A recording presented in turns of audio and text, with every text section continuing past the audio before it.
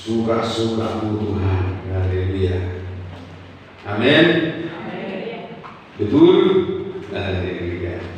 Suka-suka Tuhan saja dalam hidup kita, sebab kita telah ditebus dengan hidupnya sendiri, maka kita wajib memuliakan Tuhan dengan tubuh kita. Apa kabar Bapak Ibu, saudaraku sekalian? Dahsyat luar biasa. Mari kita mendengarkan firman Tuhan. Kita akan dengarkan firman Tuhan dari tema Natal Nasional yang telah ditetapkan oleh PGI, Persatuan Gereja Indonesia, se-Indonesia. Di seluruh Indonesia telah ditetapkan tema Natal Nasional yang berjudul Cinta Kasih Kristus yang Menggerakkan Persaudaraan. Ibu Bapak sudah tahu itu, pernah lihat di TV? Itulah tema Natal untuk tahun ini. Tema Natal Nasional yaitu cinta kasih Kristus yang menggerakkan persaudaraan. Sehingga di mana-mana tema ini dikhotbahkan menurut ilham yang ditangkap dari Tuhan. Jadi berbeda-beda penafsirannya. Tapi hari ini saya akan menyampaikan tentang tema ini. Kita buka dalam 1 Petrus 1. Ini juga ayat yang diberikan. 1 Petrus 1 ayat 22. Mari kita baca bersama-sama. 1 Petrus 1 ayat 22. 1, 2, 3. Karena kamu telah menyucikan dirimu oleh ketaatan kepada kebenaran, sehingga kamu dapat mengamalkan kasih persaudaraan yang tulus ikhlas. Hendaklah kamu sungguh-sungguh saling mengasihi dengan segenap hatimu. Amin. Ya. Jadi diharapkan supaya di dalam gereja Tuhan kasih persaudaraan itu hidup. Begitu hidup, begitu aktif, di mana agar semua umat Kristen saling mengasihi dengan segenap hati, saling mengasihi dengan segenap hati, dan hendaklah kamu bersungguh-sungguh. Ya, itulah yang diperhatikan oleh hamba-hamba Tuhan, oleh para pemerhati di hari-hari ini, di mana kasih persaudaraan itu sudah luntur dan sedang mengalami kegoncangan, sedang diserang, diruntuhkan oleh iblis, yaitu kasih. Karena memang di akhir zaman kasih itu akan semakin dingin. Yesus sudah mengatakan itu. Jadi gereja Tuhan mau menunjukkan kasih itu kepada saudara-saudara seiman, juga kepada seluruh warga negara di negara kita ini, mengingat berbagai-bagai kesulitan yang sedang terjadi di akhir-akhir ini, di hari-hari ini, di dalam dunia, itu termasuk pandemi COVID-19 yang telah membuat manusia menderita. Maka di tengah-tengah penderitaan itu, di tengah-tengah kesulitan yang ditimbulkan oleh masalah yang timbul, maka hendaknya gereja kita semua menunjukkan kasih,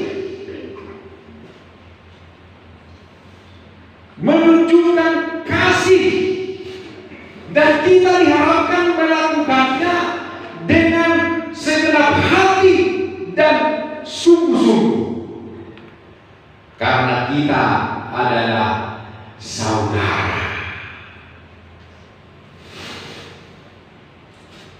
Kita sudah bersaudara. Apakah kita ini sudah bersaudara?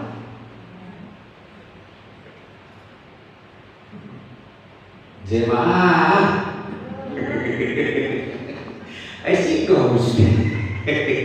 sudah bersaudara kita ini? Tidak. Apakah buktinya bahwa kita ini sudah menjadi saudara? Sejak kapan kita memiliki hubungan sebagai saudara? Sejak kapan itu Bapak? Kalau dikatakan namanya saudara, saudara itu berbeda dengan teman, berbeda dengan sahabat, berbeda dengan partner atau apapun. Tetapi yang namanya saudara itu berasal dari satu kandungan. Itu baru saudara. Walaupun kita secara jasmani tidak dari satu ibu, tetapi antara saya dengan saudara saya akan disebut bersaudara apabila kami lahir dari kandungan yang sama dan lahir dari benih yang sama, maka kami saudara. Jadi ketika kita disebut saudara adalah ketika kita lahir dari satu penggembalaan yang digembalakan oleh Kristus Yesus. Kita lahir dari satu kawanan penggembalaan Tuhan dan juga lahir dari benih yang sama, dan benih itu yang melahirkan kita adalah firman Allah. Makanya dalam ayat selanjutnya dikatakan, ayat 23 dikatakan begini, karena kamu telah dilahirkan kembali bukan dari benih yang fana, tetapi dari benih yang tidak fana, oleh firman Allah yang hidup dan yang kekal. Ayat 22 menghimbau kita agar kita mengasihi dengan sungguh-sungguh, agar kita mengamalkan kasih persaudaraan, karena kita sudah dilahirkan dari benih yang sama, yaitu dari firman Allah, sehingga kita menjadi saudara. Kita dilahirkan dari benih yang sama, lahir dari kandungan yang sama, dan dari benih yang sama. Jadi kita ini dilahirkan oleh firman menjadi saudara. Jadi kita harus menerima firman yang sama. Firman itulah yang menjadikan kita, yang melahirkan kita semua. Kita dilahirkan oleh firman dari satu kandungan, dari satu penggembalaan, sehingga kita menjadi saudara. Oleh sebab itu, tidak seharusnya orang Kristen itu berkelahi. Tidak seharusnya kita itu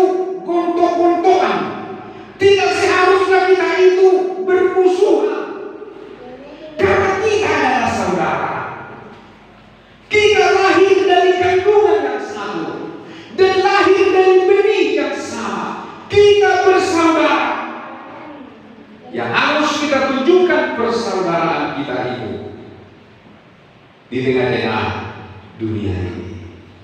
Kalaupun ada orang-orang yang bersaudara, berkelahi, jangan kita contoh.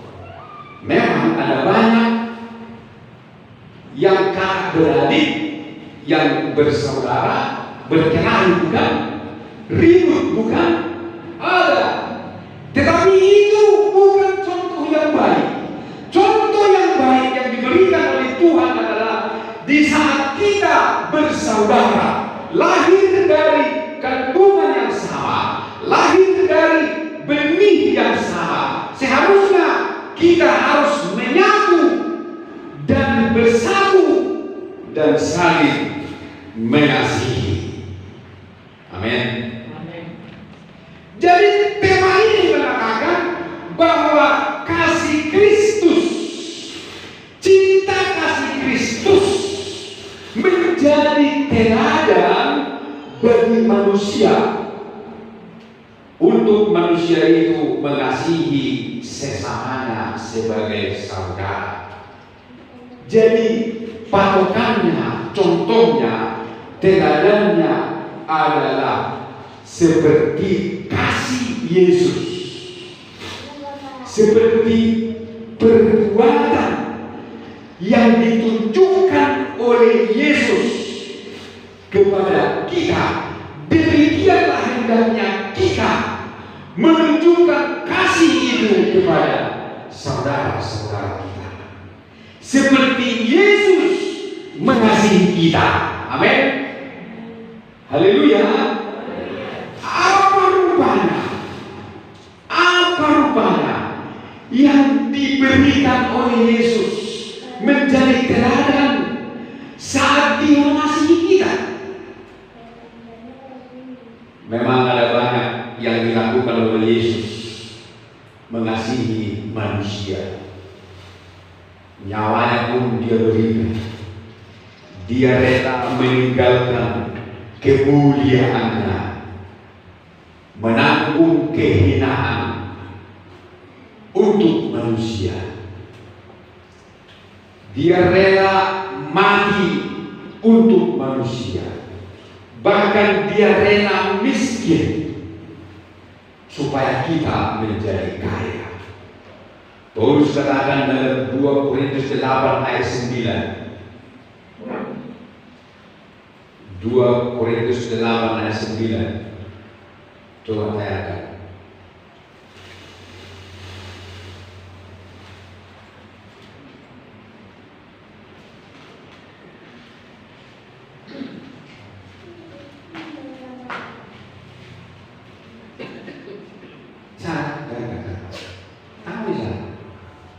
Ya, karena kamu telah mengenal kasih karunia Tuhan kita Yesus Kristus, bahwa Ia yang oleh karena kamu menjadi miskin, sekalipun Ia kaya, supaya kamu menjadi kaya oleh karena kemiskinannya. Itu salah satu yang diberikan oleh Yesus menjadi teladan kasihnya kepada kita, sampai Dia rela mati. Tetapi saya tidak ke sana, saya tidak akan membahas ke sana. Yang saya mau bahas, yang saya mau tunjukkan kepada saudara pada hari ini adalah bahwa yang dilakukan oleh Yesus kepada kita semua ketika Dia datang ke dalam dunia, Dia menunjukkan kasih, teladan yang sempurna bagi kita, di mana Yesus,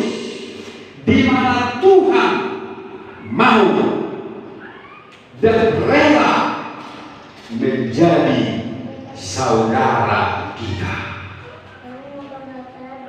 Amin. Amin.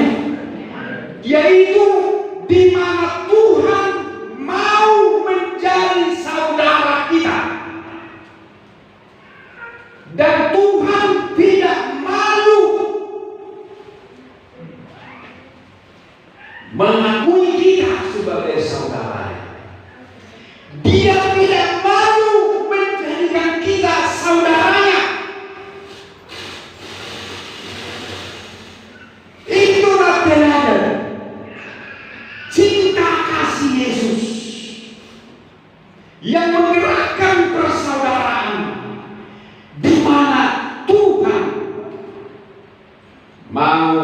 menempatkan dirinya menjadi saudara. Coba kita baca Ibrani 2. Ibrani 2 ayat 11. Ibrani 2 ayat 11. Sebab Ia yang menguduskan dan mereka yang dikuduskan, mereka semua berasal dari satu. Itulah sebabnya Ia tidak malu menyebut mereka saudara.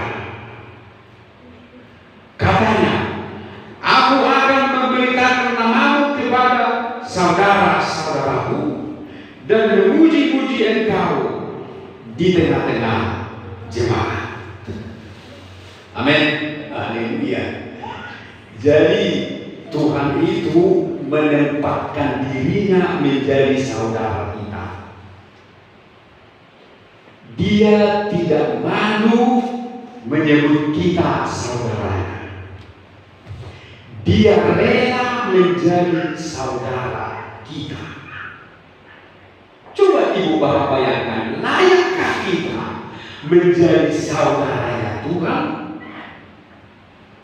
Kita yang penuh dengan dosa, yang penuh dengan kelemahan, tetapi kita dikatakan Tuhan, kamu saudaraku. Tuhan yang datang dari surga, dari tempat yang begitu mulia, turun ke dalam dunia yang hina untuk menjadikan kita saudaranya.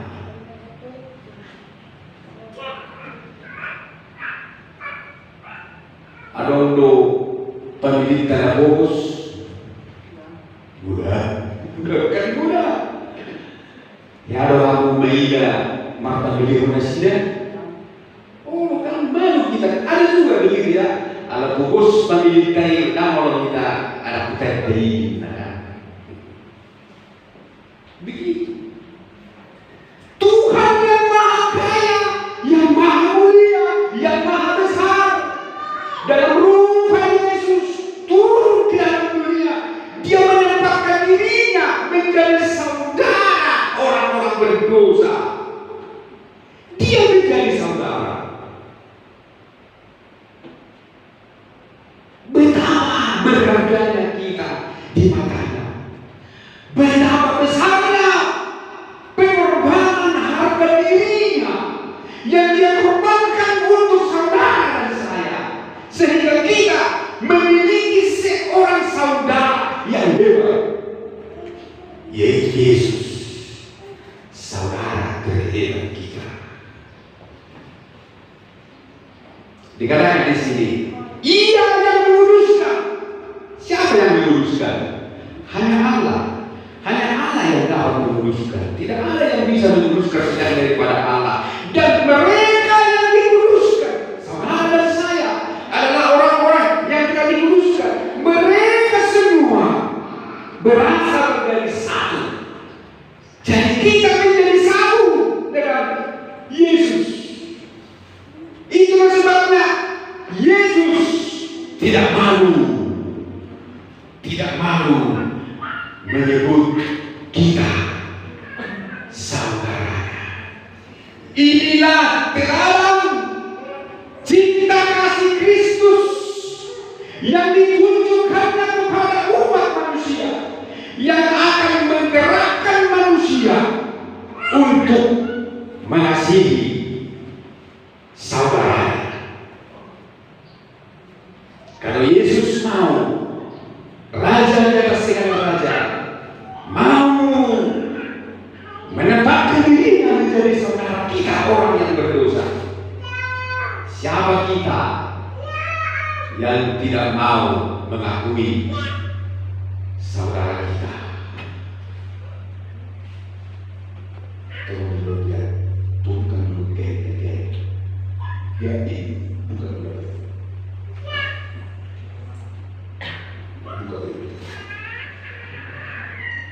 Ini turun ini putar ya.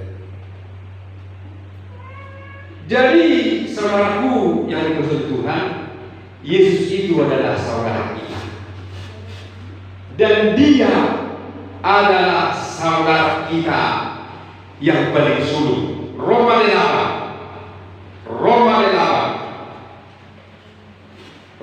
8 ayat 29.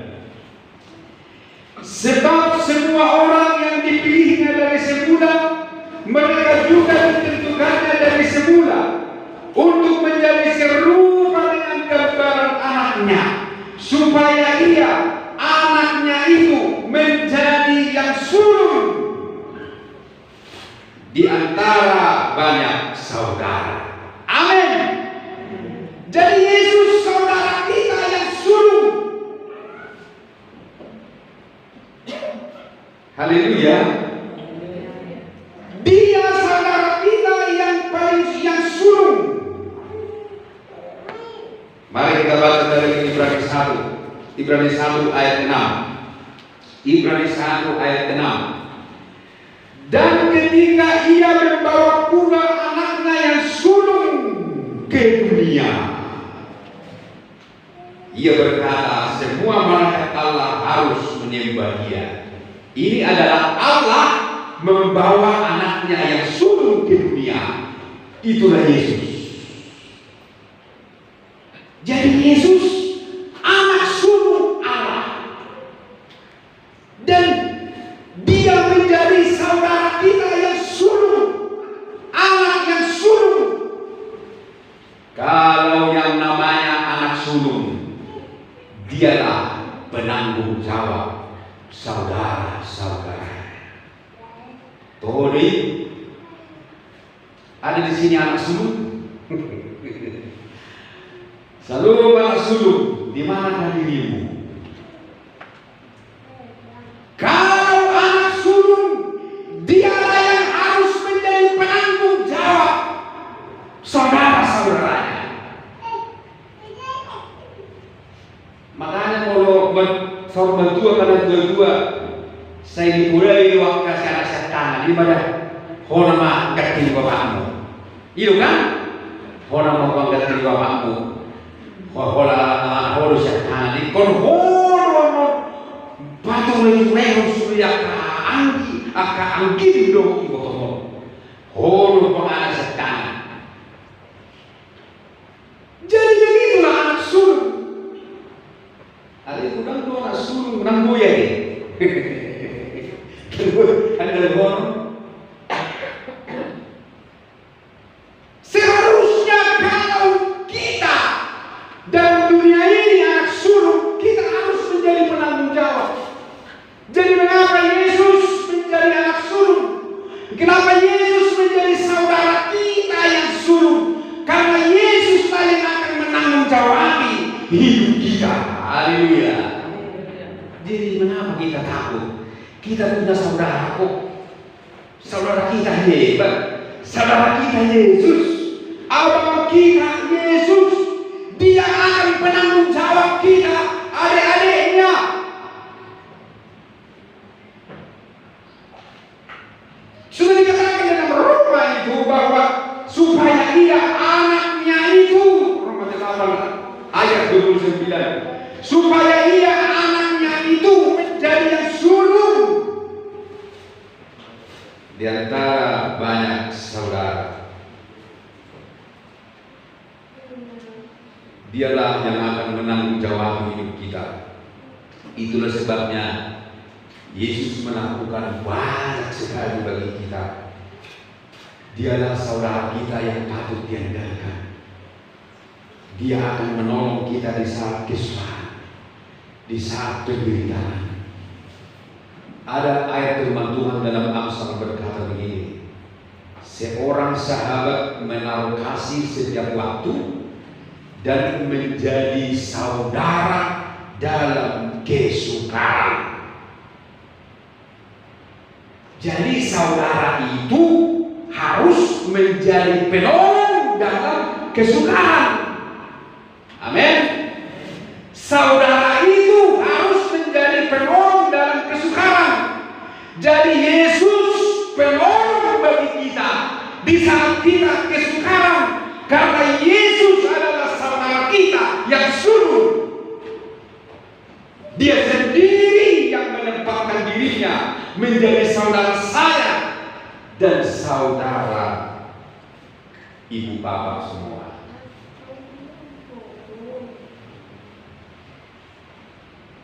Demikianlah hendaknya kita menunjukkan kasih, menunjukkan persaudaraan kita itu bergerak, di mana persaudaraan kita di dalam Tuhan bergerak dan digerakkan oleh teladan kasih Yesus yang dilakukan oleh Yesus, di mana Yesus rela menjadi saudara bagi kita. Maka terhadap saudara-saudara kita pun kita harus rela menjadi saudara bagi mereka di saat mereka mengalami kesusahan. Makanya digalakkan oleh karena pandemi COVID-19 di mana-mana digerakkan pembagian sembako kepada orang-orang yang terkena dampak COVID-19.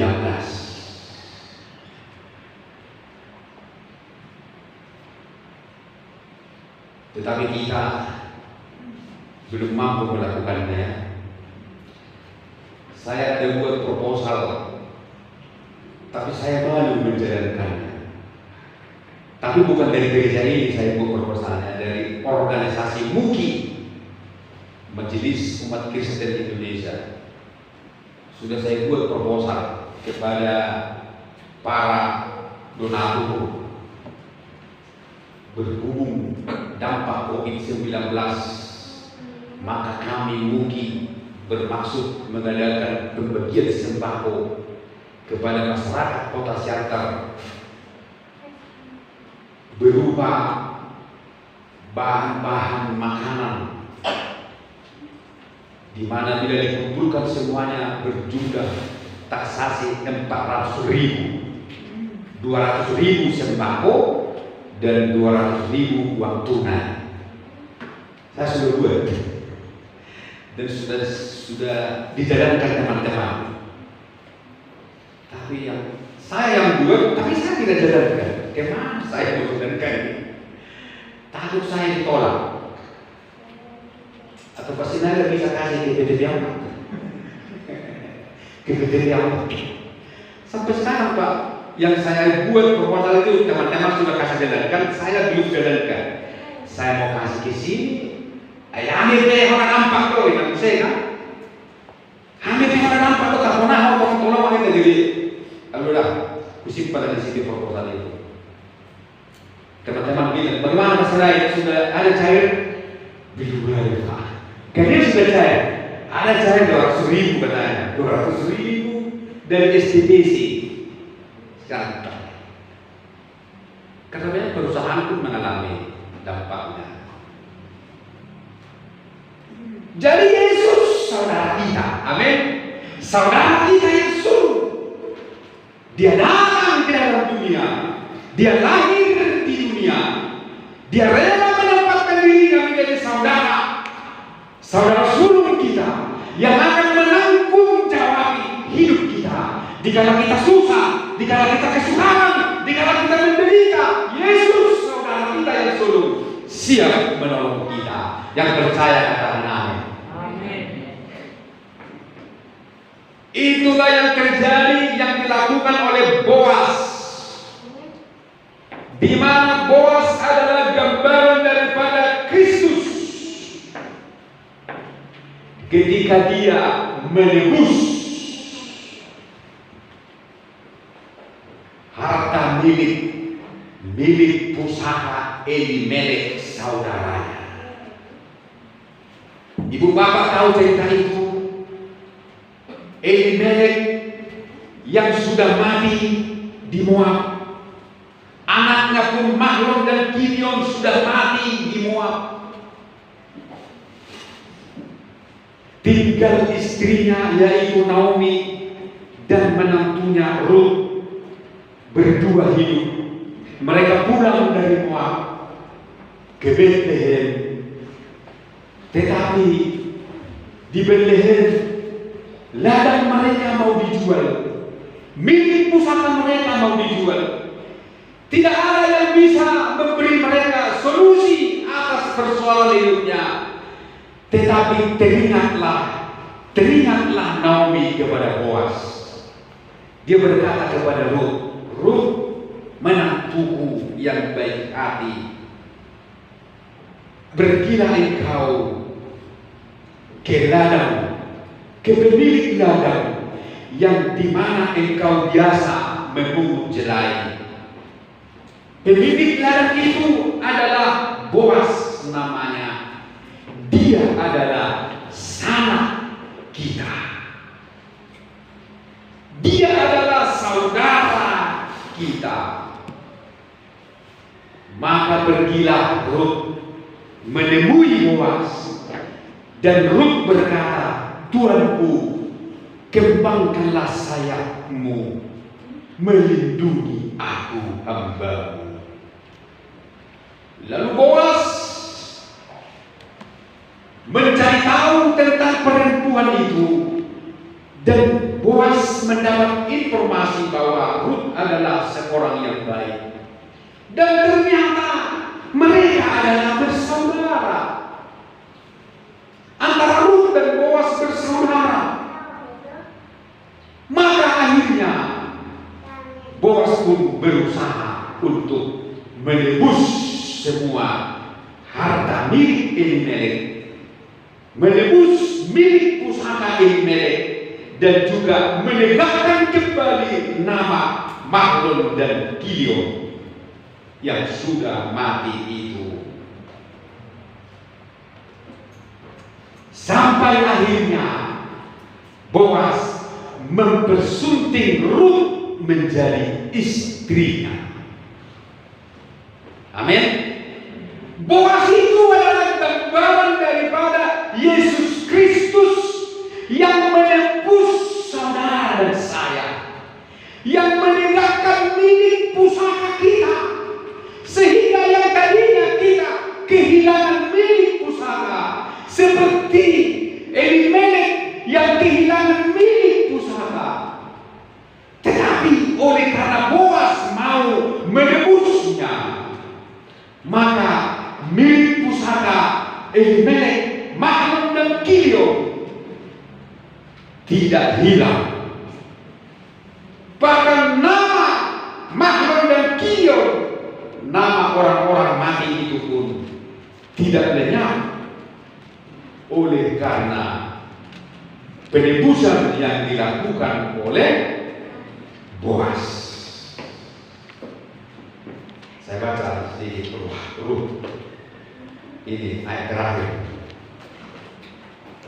Rut pasal yang ke-4.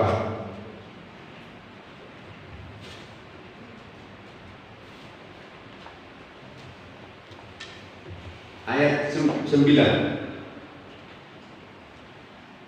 Kemudian berkata Boaz kepada para tua-tua dan kepada semua orang di situ, kamulah pada hari ini menjadi saksi bahwa segala milik Elimelek dan segala milik Kilion dan Mahlon aku beli dari tangan Naomi. Juga Rut perempuan Moab itu, istri Mahlon, aku beroleh menjadi istriku untuk menegakkan nama orang yang telah mati itu di atas milik pusakanya. Demikianlah nama orang itu tidak akan lenyap dari antara saudara-saudaranya dan dari antara warga kota. Kamulah pada hari ini menjadi saksi. Rut pasal 3 ayat 2. Rut pasal 3 ayat 2. Maka sekarang bukankah Boaz yang pekerjaan perempuan telah kau temani itu adalah sanak kita? Jadi Boaz itu adalah saudara mereka.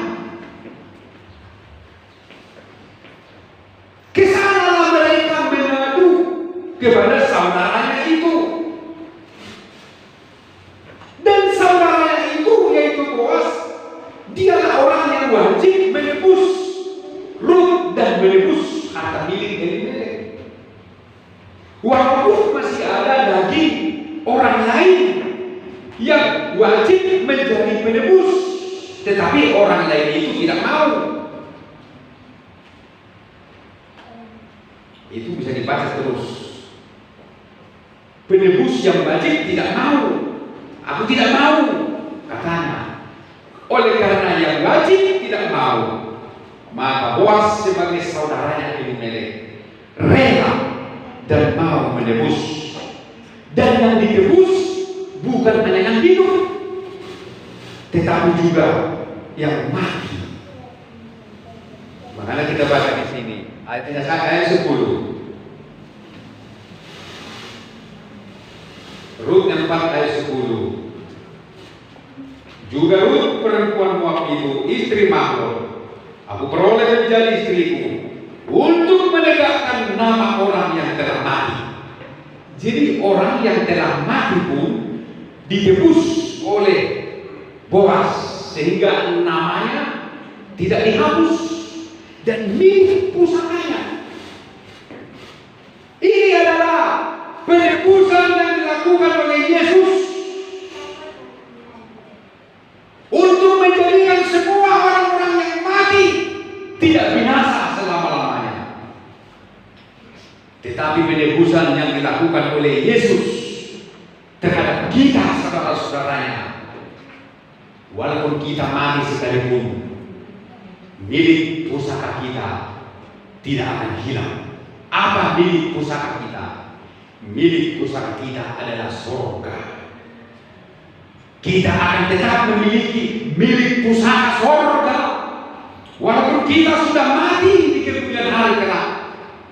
Oleh karena penebusan Kristus Yesus, saudara kita itu, kita tetap akan memperolehnya. Bahkan pada akhirnya Rut menjadi istri Boas. Ini mengajarkan kepada kita ada banyak hal yang dilakukan oleh Yesus bagi kita, saudara kita. Mulai dari menebus kita, menegakkan nama kita, menebus milik pusaka kita, menjamin milik pusaka kita, sampai pada akhirnya Dia akan menjadikan gerejanya menjadi mempelai wanita. Pada akhirnya Kristus akan menjadikan kita, gerejanya, menjadi istrinya. Amin. Amin. Dan kami melihat bahwa kita adalah istrinya Yesus. Kita harus ke sana. Kita harus maju, jangan terus di halaman. Jangan terus di dasar-dasar. Tuhan sudah mau datang, tapi kita merasa geli mendengar mempelai. Padahal itulah kesempurnaan gereja, di mana gereja menjadi mempelai Kristus. Kalau kita hanya bahas pertobatan, hanya bahas sakit sembuh, bahas mujizat, bahas masalah, tidak pernah membahas penyucian, bahkan tidak mengajarkan tentang mempelai Kristus. Itu dia mahikan loh. Makanya Paulus katakan, tinggalkan asas-asas yang lama, masuklah kepada perkembangannya yang penuh. Karena ditinjau dari sudut waktu, kamu seharusnya sudah menjadi pengajar, tetapi nyatanya kamu masih harus diberi susu, bukan makanan keras.